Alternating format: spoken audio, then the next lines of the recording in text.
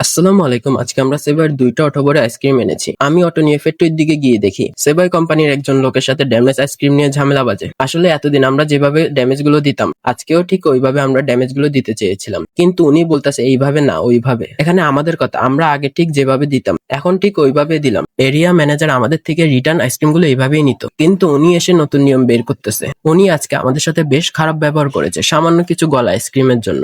আর এখানে আলিফ কোম্পানির 30-35 হাজার টাকার আইসক্রিম গলিয়ে ফেলছে, ওনারা একটা কথাও বলেনি আমাদেরকে। আর সেবার যদি আমরা 1 কার্টন আইসক্রিম বিক্রি করে 5 টাকা পাই, ওইখানে আলিফে পাওয়া যায় 10 টাকা। সত্যি বলতে আলিফে বেশি লাভ। আর আমি ছোট মানুষ হিসাবে আপনাদেরকে একটা পরামর্শ দিতে চাই, আপনারা যারা বেকার বসে আছেন চাকরির জন্য, তারা চাকরি না করে ব্যবসা করতে পারেন। আপনিও যদি আলিফের ডিলার নিয়ে ব্যবসা করেন, তাহলে লাভ করবেন আপনি আর রিস্ক নিবে ওনারা। আমি তো আপনাদেরকে বলবো এই চাকরির পিছে না ঘুরে আপনারা উদ্যোক্তা হওয়ার ট্রাই করেন। আর যদি আপনি আলিফের ডিলার নিয়ে ব্যবসা করতে চান, তাহলে আপনি আমাকে কল দিলে আমি ওনাদের নাম্বার আপনাদেরকে দিতে পারবো ইনশাল্লাহ। তো যাই হোক, সবাই আমাদের জন্য দোয়া করবেন। আসসালামু আলাইকুম রহমতুল্লাহ।